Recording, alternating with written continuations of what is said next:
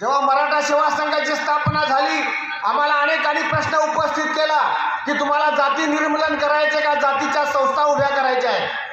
आज अग्रक्रमाने या महाराष्ट्रामध्ये असा प्रश्न निर्माण झालेला आहे की जाती निर्मूलन नंतरचा मुद्दा आहे. आज जाती निर्मूलन ही महाराष्ट्राच्या पुढची समस्याच नाही. आज महाराष्ट्राच्या पुढची सर्वात मोठी भारतापुढची समस्या कोणती असेल तर जाती द्वेष ही या देशातली आता सर्वात मोठी समस्या झालेली आहे. आणि म्हणून पहिल्यांदा जाती द्वेष संपवावा लागेल आणि जाती पोटजातीतले मतभेद संपवावे लागतील. आणि हा सगळा समाज एकसंघ झाला तर शिवरायांना आणि महापुरुषांना अभिप्रेत असलेला समाज आपल्याला निर्माण करता येईल. हे करण्याचं काम आदरणीय खेडेकर साहेब आणि रेखाताईंनी या महाराष्ट्राला केलेलं आहे, हे आपण समजून घेतलं पाहिजे.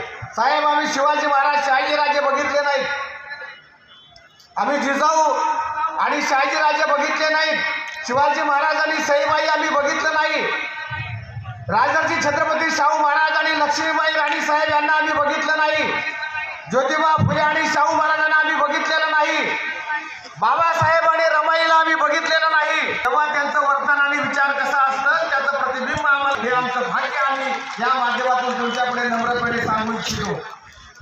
आणि हा विचार घेऊन किती महाभयंकर विचार होता एका व्यवस्थेला आव्हान आदरणीय खेडेकर साहेबांनी दिलं. महानुभाव साहित्यामध्ये एक लीळा आलेली आहे, संघटन का गरजेचं असतं. आज आपल्याला बघितलं असेल तर कुणबी मराठ्यांना कोणता मित्र आहे असं विचारण्याची गरज या देशात आता निर्माण झालेली आहे. मराठा समाज आयसोलेटेड झालेला आहे. गेली 35 वर्ष सर्व बहुजन समाज जोडण्याचं जे काम मराठा सेवा संघाने केलेलं आहे ते छिन्न भिन्न करण्याचे प्रयत्न सध्या या देशामध्ये सुरू झालेले आहेत. परंतु खरात साहेब, मी आम्हाला अभिमानाने सांगू इच्छितो की शिवधर्म विचारपीठ आणि जिजाऊच्या भूमीवरचा विचार, आदरणीय खेडेकर साहेबांचा विचार जर पुन्हा गावागावात आम्ही नेऊ शकलो तर कुठल्याही वर्णवादी वर्चस्ववादी व्यवस्थेला या देशात स्थान मिळणार नाही. त्यासाठी आपल्याला काम करायचं आहे.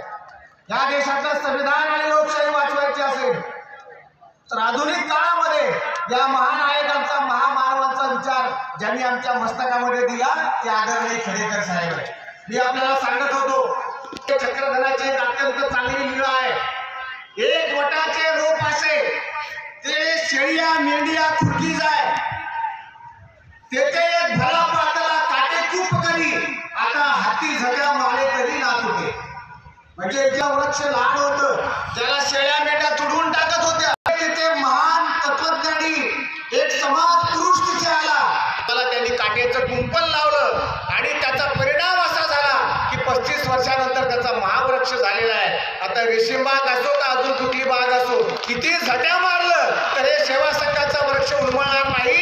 या भारताच्या संविधानाच्या विचारानुसार निश्चितपणे एका दिवशी या देशावर लोकशाहीनुसार हे साम्राज्य निर्माण केलं जाईल. त्यासाठी या विचारपीठाचा विचार आहे. आणि हे सगळं साहेबांच्या हयातीत आपल्याला करायचं असेल तर साहेब तर 125 वर्ष जगणार आहेत, पण आपल्याला सुद्धा 150 वर्ष जगून त्यांचे सगळे कार्यक्रम आपल्याला करायचे.